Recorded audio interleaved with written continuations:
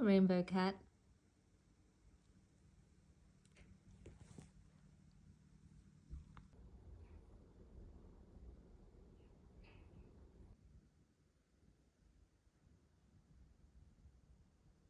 Hello and welcome to a new reading vlog. So this week I thought I'd do something themed based on how unsatisfactory my last week of reading was. So because it is autumn, as I mentioned previously, I thought I would choose books based on the autumnal vibes they're giving. I'm trying to tie things into the theme of autumn. So anything with leaves, anything with those sort of autumn hues, or books that are just giving me autumn vibes, I'm going to read this week. So I've already picked up one, and it is A Botanical Daughter. So this was just giving flowers and death, and I feel like that's autumn. You've still got some blooms, but everything is dying and becoming fallow.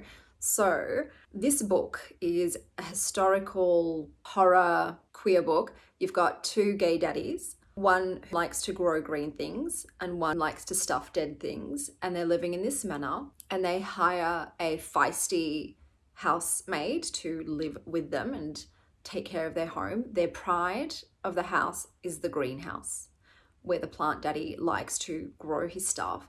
And he has just gotten something very interesting in. He's gotten in a fungi, and you know, I am a fan of fungi, that seems to be protecting an orchid that it was shipped with. It seems to be caring for it. And he's very intrigued by this fungi and how it is behaving. So based on the synopsis, I'm guessing that fungi goes a bit out of control, a bit Little Shop of Horrors. You know, I'm thinking maybe it might turn into a carnivorous plant. But then there is the mention of a reanimated corpse. So I'm guessing maybe the two combine for disastrous results. So far, I'm intrigued by it. I wouldn't say that I'm loving it. I'm not fully immersed. The writing is fine. The setting is cool with the manor and the plants and the historical Regency kind of era. The characters are interesting. But yeah, so far there's not been much action. You know, it's quite a slow start. So we'll see how that progresses. Besides that, I do want to read this. I know it's just going with my outfit today. This is Tarot Magic. I think tarot is timeless. So I know this isn't really autumnal, but I just wanted to read it before I have to get it back to the library. So this is like an exception to my autumnal spread. So I will be checking this out today. But today I am going out to a cafe with some family members to have some brunch because it's another beautiful sunny day. They'll last for at least a week. The week ahead is all cold and rain. So I'm going to soak up those rays as much as humanly possible. And I also have to go to a yarn shop because I've made a new deck and I need to crochet a bag for it. So that's what's on the plan. I might do more. I might get into the energy of the sunshine and want to extend it as much as possible, or I might just be like, no, I'm done. My battery's drained. I need to go home. But we shall see, and I'll touch base with you when I return.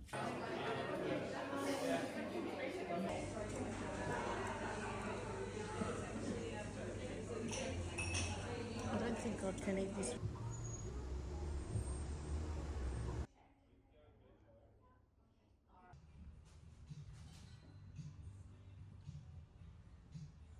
Okay, I'm back from brunch, morning lunch. The cafe was fantastic. Loved all the food there. Loved seeing my family. That was a beautiful start to my day. Then I went to the wool shop and I got some wool. I'll show you what I got. It's not very fancy, this one. I literally went for just a very cheap small ball. So this one just is sort of a charcoal with little flecks of brown in it, and it's going to serve its purpose. I also got a lip liner, dark brown, for an upcoming themed vlog that I'm going to do. And I'm going to do like a makeup look to go with it. And I also went to a bookstore very briefly. Decided not to buy anything, but it was a really nice bookstore. And that's what I've gone up to. I've read more of The Botanical Daughter. So we got to the point where they found a body, and it's very interesting, obviously, how they're scooping out the innards and planting the plants. The plant daddy is the naughty daddy. So that's the daddy that coerced taxidermist daddy to go along with his schemes. And because of that, I no longer am shipping them romantically. I'm like, oh, you can't blackmail your partner in that way. Like, help me or go to jail anyway if it goes wrong. But it's starting to get the horror vibes happening. So we also have the POV of the housemaid as well. And it's I don't want to give anything away. So I have a feeling this is going to be one of those books where I really can't tell you much about the story, otherwise it'll spoil it. But I am still going to keep on reading. We'll see where it goes. So far, I guess it's mostly body horror, but I'll touch base with you guys later.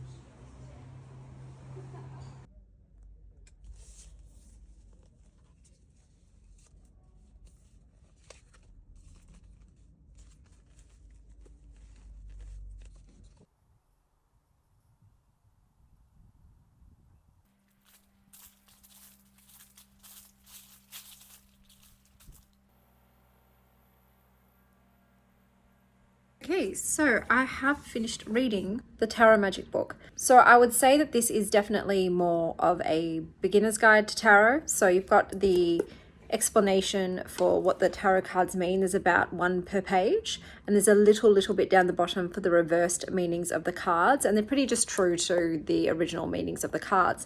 The next part of the book is the magic book.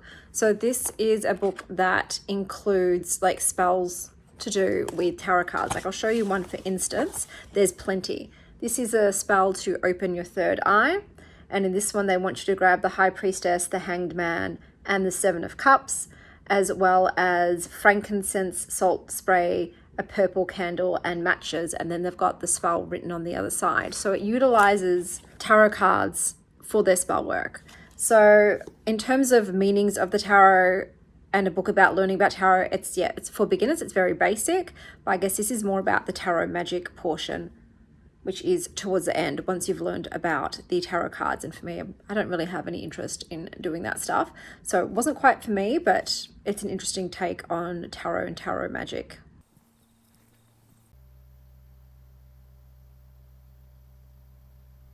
Okay, so let's get into the books, the rest of this autumn reading vlog. And unknowingly, I actually chose a lot of red and green books, totally randomly, but that is the aesthetic for this autumn reading vlog. So A Botanical Daughter, I've rated this 3 stars at the end of the day. It was fine. It didn't quite do enough for me though. So the horror element did start to seep in. I would say it's not very heavy on the horror. I was expecting a bit more, but it was, I guess the worst parts are just about the cadavers really, and the taking out of the internal organs and replacing it with soil and mycelium. Obviously things happened though. Okay. I say that, but there is a sex scene that could read as horror for a lot of people. So take that thing with a grain of salt. I totally forgot about it. I did kind of like speed read through that part because it was making me a bit uncomfy. I'm like, yeah, no, I would not partake. That's like taking plant lava to the highest level possible. So yeah, things happened, murders were committed, but I don't know, there was just something about it that just lacked emotional depth to me. And the characters, I just didn't bond with any of them. And so when that happens, it's just a surface level reading experience because there's just no connection. So that was the case for me. Look, I did love the gothic plant queer vibes. That was great.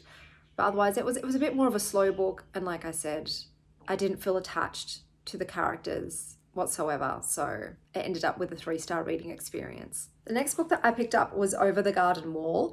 And this is a graphic novel. I believe it's middle grade. And what do I even say it's about? 2 brothers that go on magical adventures, and there's also a young girl in this too. So the novel's split in 2, about one character and them going off into the woods and meeting characters, and then another girl who's also in the woods and is trying to survive on her own. Yeah, this was real weird and strange, and I think it would be way better as a show. I believe this is a TV show, and I think I'm going to give it a go and check it out. As a book, it just didn't work for me. A big thing too was the font was so hard to read. It started off okay, and then it got worse, and then it got real bad. I'm showing you examples hopefully on the screen right now. Almost illegible for me. I struggled, and I don't want my eyes to hurt from reading a book. The illustrations were beautiful. I loved also the autumnal colored palette that was used within it. But yes, I think I'm going to give the show a go because I know it's a cult fan favorite, and I'm kind of guessing it might be giving off Adventure Time vibes. I don't know, obviously, haven't seen it, but I'm going to give it a go. So yeah, this didn't, if I was going to rate it, it would be a 3. But middle grade, like I said, I don't rate them on Goodreads unless they're 4 or higher, like unless I'm going to elevate its average score, because I'm not the intended audience. And then I picked up Pilu of the Woods. First 5-star of the month. I'm very, very, I was totally not expecting it, but it delivered. This, once again, illustration, beautiful, gorgeous. I love the woodsy vibes. The characters are so sweet. This book is about a young girl whose mother has passed away. She lives with her father and her older sister, and her older sister has sort of taken on a mothering role to her. And she's just experiencing a lot of grief and anger and frustration and sadness. And underlying it all, she's just missing her mum, you know, and she runs away from home and she goes into the woods and she meets this wood nymph-like creature who's having very similar experiences with her still alive mummy. And it's just beautiful. I don't want to tell too much of the plot away, but it is absolutely gorgeous. I was feeling things, and to feel such a depth of emotion in a middle grade graphic novel, like, well done. It had the perfect amount of illustrations and text to it. It wasn't too text heavy, whereas I found Over the Garden Wall very text heavy. But yeah, this was perfect, and I loved every bit of it. I think it's a fantastic graphic novel. And yeah, it's a 5 stars from me. Wednesday's Child. First off, stunning cover. Freaking gorgeous. Love it. Screaming autumn. The name, fantastic as well. This is named after the nursery rhyme, Wednesday's child is full of woe.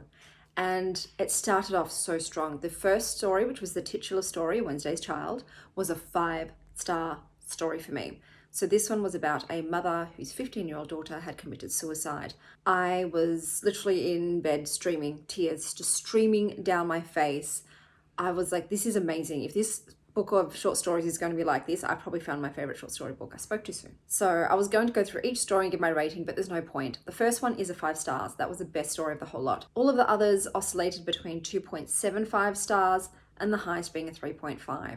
So I'm giving this collection of short stories a 3 overall. I'd say the main themes in this, there is a lot of suicide, a lot of children committing suicide in this. So be warned about that. But a lot about family, marriage, motherhood. Those are the main themes. Grief, obviously, being a very, very big one. But the other stories just, they didn't do as well. There was also a story about a really horrible person and a bad mother, and they named her Chanel. And I don't appreciate that. I've actually never read a book that has my name in it before. It was a very odd experience. And I don't know how I feel about it, especially because the character was awful. So probably could have done without that. But yes, overall, unfortunately, this was a 3-star for me. So those were all of the books for this week. Until next time, stay wild, Star Child.